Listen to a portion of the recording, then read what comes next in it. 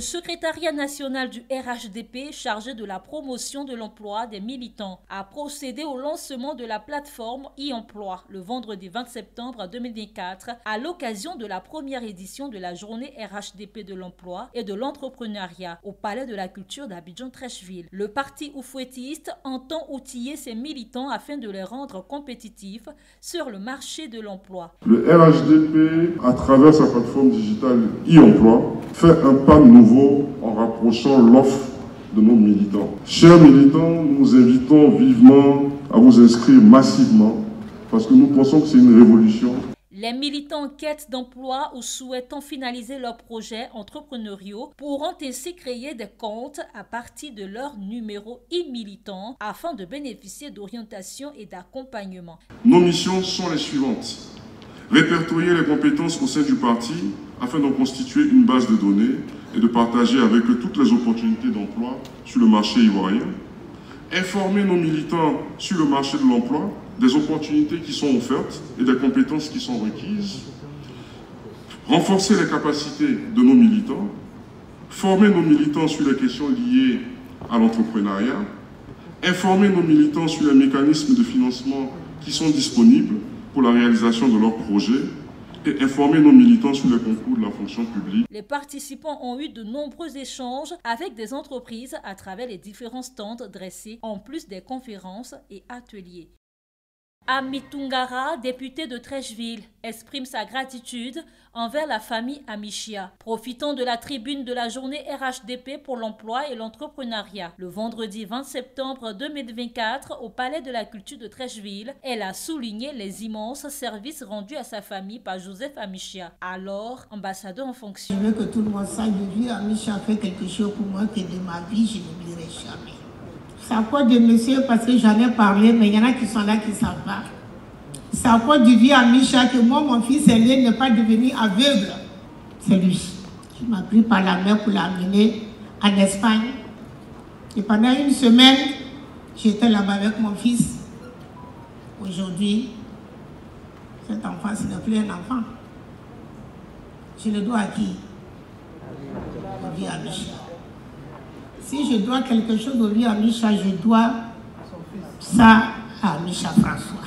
Elle a déclaré ressentir un fort lien d'appartenance à la famille.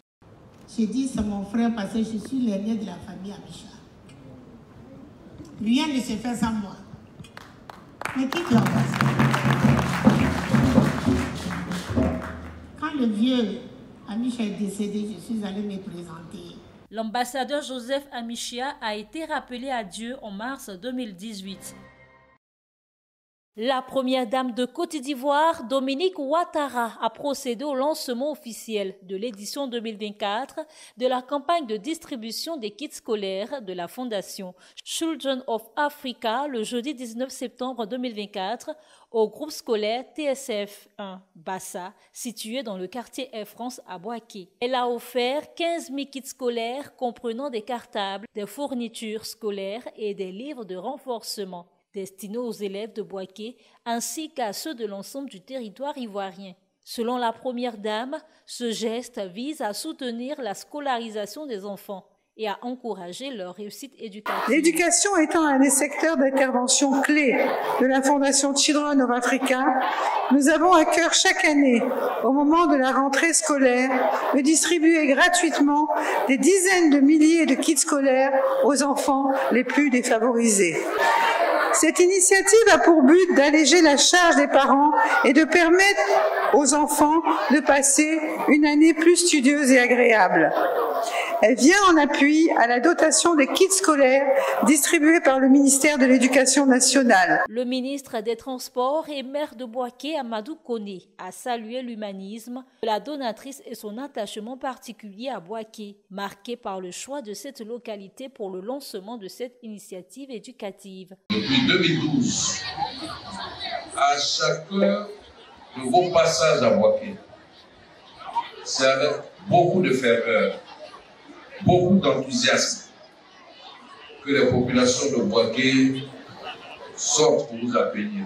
Avant cette distribution de kits, la présidente de la Fondation Children of Africa a inauguré une nouvelle bibliothèque construite par le maire de Bouaké, Amadou Koni. Le jeudi 19 septembre 2024, aux environs de 11 h, la première dame de Côte d'Ivoire, Dominique Ouattara, a été accueillie chaleureusement à Bouaké. Dominique Ouattara a pris le temps de saluer les populations venues l'accueillir. Sur le trajet menant de l'aéroport à la résidence du ministre Amadou Koni, son cortège a été ralenti à plusieurs reprises par un public enthousiaste, brandissant des drapeaux ivoiriens et des banderoles à son effigie pour lui souhaiter la bienvenue à Kouaba. La visite à Bouaké de la première dame s'inscrit dans le cadre du lancement officiel de l'édition 2024 de la campagne de distribution des kits scolaires organisée par la Fondation Children of Africa. La deuxième édition des assises de Mam Ange Connect, activité des femmes et des hommes ayant perdu un enfant à bas âge, s'est tenue le samedi 21 septembre 2024 à Abidjan-Makori autour du thème Mam Ange, Pape Ange, tu mérites une seconde vie. Selon l'initiatrice Clémence Kouassi, cet événement a pour but de permettre aux participantes de se retrouver, se nourrir de leurs expériences et avoir des conseils avisés des autres. L'assise des mamans, j'ai envie de dire, ça comble ce besoin d'une maman qui a perdu un enfant, mais surtout, ça vient aider de façon communautaire des personnes, des parents à se relever et à avancer. Et l'objectif, comme ça se fera chaque année, ça sera d'aider des parents d'ici et d'ailleurs à se connecter, à avancer, à guérir. L'objectif n'est pas d'oublier la douleur de la perte de l'enfant. L'objectif n'est pas de, j'ai envie de dire, d'effacer la mémoire de la perte d'un enfant. L'objectif, c'est de guérir, de laisser cette douleur-là, j'ai envie de dire, descendre, de laisser ces émotions négatives faire leur chemin pour revenir à la vie, pour revenir encore plus épanoui dans l'atteinte de ses objectifs. Pouan Odile, psychologue et conférencière, a fait savoir aux Mam Ange et Pape Ange qu'ils doivent se relever afin de s'épanouir. Tu mérites une seconde vie parce qu'on a compris qu'il y a une brisure, il y a une cassure quand ces mamans-là sont face à ce drame, elles se laissent, j'ai pas envie de dire mourir, mais j'ai envie de dire que elles survivent plus qu'elles ne vivent. Donc nous sommes venus leur dire ah non, c'est vrai que vous avez vécu un drame, mais la vie est faite d'adaptation. Face à une situation, comment on s'adapte? Face à une situation, comment on rebondit? Des participants réagissent. J'ai perdu ma fille qui avait 4 ans. Voilà, donc ça m'a touché à cœur de pouvoir venir y participer, quoi. Voilà, c'est un peu ça. Je suis impressionnée parce que c'est un thème qui est longtemps resté tabou. Et le fait de pouvoir créer un cadre d'échange pour ces mamans-là, pour en parler, pour exprimer ce qu'elles ressentent, je pense que c'est bienvenu et c'est à encourager.